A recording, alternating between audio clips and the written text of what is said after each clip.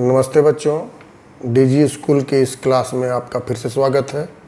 हम लोग वर्ग 8 के भूगोल विषय में तीसरा अध्याय खनिज और शक्ति संसाधन के बारे में आपके साथ चर्चा कर रहे हैं। इसी कड़ी को आगे बढ़ाते हुए आइए आज हम लोग कुछ और आगे बात करते हैं। तो सबसे पहले हम लोग ये जानते हैं कि आज की कक्षा में हम लोग क्या पढ़ने वाले हैं। तो आज की कक्षा में हम लोग ऊर्जा के स्रोत के बारे में जानने वाले हैं। इसके पहले के 2 वीडियो में हम लोगों ने खनिजों के प्रकार, खनिजों के खनन और खनिज पूरे विश्व में और हमारे झारखंड में कहाँ कहाँ मिलते हैं, इसके बारे में हम लोगों ने जानकारी प्राप्त कर ली। और हमने यह भी जाना है खनिज 2 प्रकार के होते हैं, धात्विक और अधात्विक। और अधात्विक खनिजों में एक खनिज होता है जिसको हम लोग ऊर्जा खनिज कहते हैं। हम लोग इन ऊर्जा के स्रोतों के बारे में ही जानकारी प्राप्त करने वाले हैं। तो इस वीडियो में हम लोग ऊर्जा के जो 2 स्रोत हैं, परंपरागत और गैर परंपरागत, इसके बारे में जानेंगे। परंपरागत में कोयला, पेट्रोलियम, प्राकृतिक गैस और एक अन्य स्रोत जल विद्युत के बारे में जानेंगे। गैर परंपरागत स्रोत में हम लोग सौर ऊर्जा, पवन ऊर्जा, परमाणु ऊर्जा, भूतापीय ऊर्जा, ज्वारीय ऊर्जा और बायोगैस के बारे में अगले वीडियो में हम लोग जानेंगे। तो आइए शुरू करते हैं। हम लोग सबसे पहले हम लोग देखते हैं ऊर्जा के परंपरागत स्रोत। तो परंपरागत और गैर परंपरागत ये 2 शब्द हैं। परंपरागत का मतलब होता है कि ऐसी कोई भी चीज़ जिसका इस्तेमाल हम लोग वर्षों से करते आ रहे हैं, जिसके इस्तेमाल के बारे में, जिसके उपयोग के बारे में हम जानते हैं और कई सैकड़ों वर्षों से हम उसका इस्तेमाल करते आ रहे हैं, ऐसे स्रोतों को हम लोग परंपरागत स्रोत कहते हैं। तो यहाँ लिखा हुआ भी है कि ऊर्जा के जिन स्रोतों का उपयोग लंबे समय से सामान्य उपयोग में किया जा रहा है, ऐसे स्रोतों को परंपरागत स्रोत कहते हैं। इन स्रोतों के अंतर्गत लकड़ी आ सकता है, कोयला, पेट्रोलियम, प्राकृतिक गैस, ये सारे जो परंपरागत स्रोत हैं वो इसमें आते हैं। तो आइए सबसे पहले हम जानते हैं कोयला के बारे में। जैसा कि आप लोग जानते हैं कि कोयला हमारे घरों में ईंधन का एक प्रमुख स्रोत आज से कुछ वर्षों तक आज भी ग्रामीण क्षेत्रों में, मुख्यतः झारखंड के ग्रामीण क्षेत्रों में कोयला आज भी ईंधन का एक प्रमुख स्रोत है। कोयला को उद्योगों की जननी कहा गया है, क्योंकि कोई भी उद्योग को ईंधन की प्राप्ति कोयले के द्वारा ही हो रही है। वर्तमान समय में उद्योगों को ऊर्जा का 40% भाग कोयले से प्राप्त होता है। जितने भी उद्योग हैं उनको जो भी ईंधन की आपूर्ति होती है उसका 40% भाग कोयला से ही प्राप्त होता है। यह कोयला जो है वह अवसादी चट्टानों में पाया जाता है। यह ठोस आकार का होता है, ठोस होता है, आकार विहीन होता है, किसी भी आकार का हो सकता है, भूरे रंग का होता है। कोयले की उत्पत्ति आज से करोड़ों वर्ष पूर्व पृथ्वी पर घने वन क्षेत्रों के दबने के कारण हुआ था और यह कोयला जितनी तेजी से हम लोग निकाल रहे हैं, धीरे धीरे हमारी पृथ्वी पर कोयले की मात्रा लगातार कम होती जा रही है। कोयले में कार्बन की मात्रा के आधार पर हम लोग कोयले की गुणवत्ता को निर्धारित करते हैं। गुणवत्ता के आधार पर यह कोयला 4 प्रकार का होता है: एंथ्रेसाइट, बिटुमिनस, लिग्नाइट और पीट। एंथ्रेसाइट में सबसे ज़्यादा कार्बन की मात्रा होती है, सबसे अच्छा कोयला होता है। बिटुमिनस, इसके बाद लिग्नाइट और सबसे घटिया क्वालिटी का कोयला जो है वो पीट होता है। विश्व में कोयला का उत्पादन हम लोग पिछले वीडियो में जान चुके हैं, फिर भी यहाँ पर मैं आप लोगों को एक बार फिर से बतलाऊँ कि विश्व में कोयला का उत्पादन मुख्य रूप से चीन, संयुक्त राज्य अमेरिका, भारत, दक्षिण अफ्रीका, ऑस्ट्रेलिया, रूस और जर्मनी में होता है। भारत में कोयला पश्चिम बंगाल, झारखंड, छत्तीसगढ़ में मुख्य रूप से होता है और तमिलनाडु में, भारत का एक राज्य है तमिलनाडु, जहाँ पर लिग्नाइट वैरायटी का कोयला पाया जाता है। कोयला से हमें लाभ और हानि, हम जितने भी स्रोत पढ़ेंगे सबसे लाभ और हानि के बारे में भी आपके साथ चर्चा करते चलेंगे। तो कोयला से हमें लाभ क्या है? कोयला से लाभ यह है कि हमें आसानी से उपलब्ध होता है, विद्युत उत्पादन के लिए उपयुक्त है। बिजली का उत्पादन, जो थर्मल पावर प्लांट्स हैं हमारे यहाँ जितने भी, सब में कोयले की आपूर्ति के द्वारा ही, कोयले से ही बिजली प्राप्त की जाती है। हानि इससे क्या है? इससे वायु प्रदूषण ज़्यादा होता है और कोयला का परिवहन काफ़ी कठिन है, चूँकि ठोस होता है, भारी होता है। इसलिए कोयले की खान से जहाँ इसका उपयोग होना है वहाँ तक पहुँचाने में काफ़ी मुश्किलों का सामना करना पड़ता है। दूसरा जो परंपरागत स्रोत है वो है पेट्रोलियम। पेट्रोलियम ऊर्जा के समस्त स्रोतों में सर्वाधिक महत्वपूर्ण संसाधन है आज के आधुनिक युग में। इस युग में पेट्रोलियम को सबसे महत्वपूर्ण संसाधन माना गया है। कोयला की अपेक्षा यह अधिक ऊष्मा देता है और यह हल्का भी कोयले से होता है। ऐसा कहा जाता है कि आधुनिक युग में कोई भी देश पेट्रोलियम के बिना विकास नहीं कर सकता है। कोयले की तरह पेट्रोलियम भी अवसादी शैलों में ही पाया जाता है।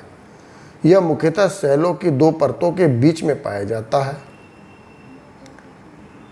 यह अपतटीय एवं स्थलीय खनन केंद्रों से प्रवेधन विधि के द्वारा निकाला जाता है। अपतटीय प्रदेशों का मतलब, अपतटीय क्षेत्र का मतलब समुद्र तट से थोड़ी दूर का जो क्षेत्र होता है उसको लोग अपतटीय क्षेत्र कहते हैं। और वहाँ अवसादी चट्टानों में कुएं खोद करके वहाँ से कोयला निकाला जाता है। इसके बाद उस कच्चे तेल को तेल साफ करने वाले कारखानों, जिसको हम लोग परिष्करणशाला भी कहते हैं, रिफाइनरी अंग्रेजी में इसको कहते हैं, वहाँ पर भेज दिया जाता है, जहाँ पर इस कच्चे तेल से बहुत तरह के उत्पाद जैसे डीजल, पेट्रोल, मिट्टी का तेल, मोम, प्लास्टिक, स्नेह और भी कई तरह के पदार्थ इससे प्राप्त किए जाते हैं। यह पेट्रोलियम इतना मूल्यवान संसाधन हमारे लिए है कि इससे बने जो भी उत्पाद होते हैं इसको काला सोना कहा जाता है। पेट्रोलियम से बने उत्पादों को, पेट्रोलियम से मिले उत्पादों को काला सोना की संज्ञा दी गई है। विश्व में पेट्रोलियम के मुख्य उत्पादक देश, जो कि पिछले वीडियो में भी हम लोगों ने जाना था, सऊदी अरब, ईरान, इराक, कुवैत, कतर, संयुक्त राज्य अमेरिका, रूस, नाइजीरिया, लीबिया, इंडोनेशिया, वेनेजुएला आदि ये देश हैं जो विश्व के प्रमुख उत्पादक देश हैं। भारत में असम, मुंबई हाई जो कि महाराष्ट्र में समुद्र का तटीय क्षेत्र है, गुजरात एवं कृष्णा और कावेरी नदियाँ आंध्र प्रदेश में, इसके डेल्टाई प्रदेशों में पेट्रोलियम का उत्पादन किया जाता है। पेट्रोलियम से लाभ क्या है? पेट्रोलियम सुलभतापूर्वक टैंकर से परिवहन किया जा सकता है, इसको टैंकर से ढोया जा सकता है। आजकल तो पाइपलाइन से भी पेट्रोलियम का परिवहन किया जा रहा है। पेट्रो रसायन उद्योग के लिए अत्यंत उपयोगी है। जितने भी पेट्रो रसायन उद्योग हैं वहाँ पर पेट्रोलियम से जो पदार्थ निकलते हैं उन्हीं का उपयोग किया जाता है। इससे हानि क्या क्या है? वायु प्रदूषण की समस्या को ये भी बढ़ावा देता है और अम्ल वर्षा की संभावनाओं को बढ़ाता है। अम्ल वर्षा के बारे में आप लोगों ने विज्ञान में अध्ययन किया होगा कि वायुमंडल में सल्फर डाइऑक्साइड गैस की मात्रा और नाइट्रोजन ऑक्साइड गैस की मात्रा बढ़ने के कारण अम्ल वर्षा की संभावना बढ़ जाती है। तो पेट्रोलियम का अधिकाधिक उपयोग अम्ल वर्षा की संभावना को भी बढ़ाता है। तीसरा जो स्रोत है वो है प्राकृतिक गैस। प्राकृतिक गैस पेट्रोलियम के साथ ही मिलता है। चूँकि प्राकृतिक गैस हल्का होता है तो जहाँ जहाँ पेट्रोलियम चट्टानों के बीच में पाया जाता है उसके ऊपर में प्राकृतिक गैस पाया जाता है। ये हाइड्रोकार्बन तत्वों का मिश्रण होता है। कोयला और पेट्रोलियम की अपेक्षा इसका उत्पादन आसान और कम खर्चीला है, क्योंकि एक बार प्राकृतिक गैस पर पहुंचने के बाद यह गैस अपने आप, चूँकि हल्की होती है इसलिए अपने आप ऊपर आ जाती है। इसको खींचने के लिए मोटर लगाने की आवश्यकता नहीं होती है। यह पूर्णतः ज्वलनशील भी होता है और कालिक रहित होता है। इसमें धुआं नहीं निकलता है। इसका वाणिज्यिक और घरेलू ईंधन के रूप में प्रयोग किया जाता है। विश्व में संयुक्त राज्य अमेरिका, रूस, यूके, नीदरलैंड, उज्बेकिस्तान, ये जो देश हैं वो प्राकृतिक गैस के प्रमुख उत्पादक देश हैं। भारत में यह राजस्थान के जैसलमेर, बाड़मेर आंध्र प्रदेश, गुजरात, त्रिपुरा, मुंबई के अपतटीय क्षेत्रों में प्राकृतिक गैस के भंडार पाए जाते हैं।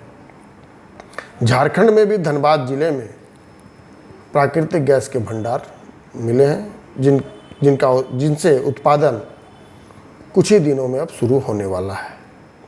प्राकृतिक गैस से लाभ क्या है? यह सुलभतापूर्वक परिवहन किया जा सकता है। पाइपलाइन के माध्यम से गैस पाइपलाइन बिछ रही है कई जगहों पर, और पाइपलाइन के माध्यम से इस गैस का परिवहन आसानी से किया जा सकता है, बहुत कम खर्च में।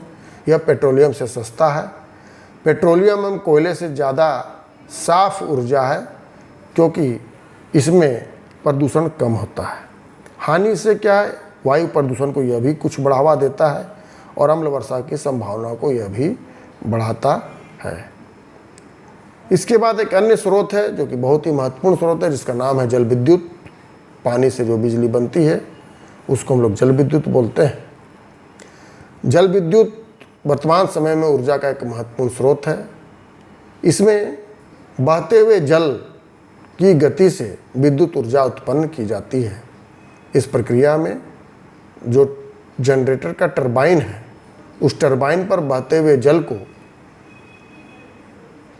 तेज गति से उसके ब्लेड पर डाला जाता है, जिससे वो ब्लेड घूमता है, टरबाइन चलता है और उससे बिजली उत्पन्न होती है।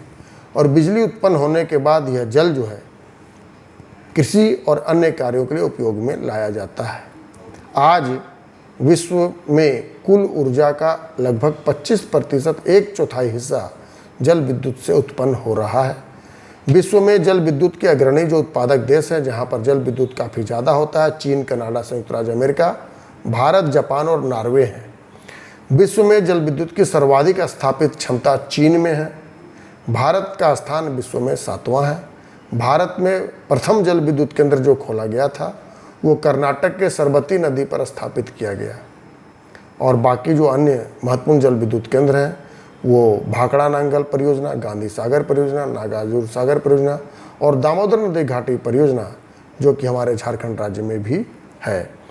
झारखंड में दामोदर नदी घाटी परियोजना से जल विद्युत का उत्पादन मुख्यतः किया जाता है। इस परियोजना के अंतर्गत मैथन, पंचेत और तिलैया आदि स्थानों पर जो डैम बनाए गए हैं, वहाँ पर जल विद्युत केंद्र की स्थापना भी की गई है। इसके अतिरिक्त स्वर्ण रेखा और उत्तरी कोयल नदी से भी जल विद्युत का उत्पादन किया जा रहा है। जल विद्युत से लाभ क्या है?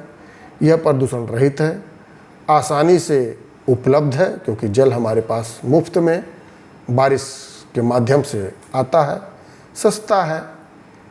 एक बार इसको स्थापित करना थोड़ा महंगा पड़ता है, लेकिन इसके बाद इसका उत्पादन काफ़ी सस्ता हो जाता है। सिंचाई और मत्स्य उद्योग को यह बढ़ावा देता है। हानि, इससे स्थापित करना खर्चीला होता है, एक बार लगाने में काफ़ी खर्चीला होता है। इसको लगाने के लिए डैम बनाने पड़ते हैं, बड़े बड़े बांध बनाने पड़ते हैं, जिससे इलाके में पानी जमाव का खतरा हो जाता है और इससे स्थानीय लोगों का विस्थापन होता है। तो इस प्रकार हम लोगों ने आज के इस वीडियो में ऊर्जा के परंपरागत स्रोत के बारे में जाना। वो क्या है, विश्व में इनका उत्पादन कहाँ कहाँ होता है, भारत में इनका उत्पादन कहाँ कहाँ होता है, और इन स्रोतों से हमें क्या लाभ और हानियाँ हैं। आशा है, उम्मीद है कि इस वीडियो के माध्यम से आपको कुछ बहुत ही महत्वपूर्ण जानकारियाँ हासिल हुई होगी। अगले वीडियो में हम लोग ऊर्जा के गैर परंपरागत स्रोतों के बारे में इसी प्रकार की कुछ महत्वपूर्ण जानकारियाँ हासिल करने वाले हैं। बने रहिएगा आप मेरे साथ। धन्यवाद।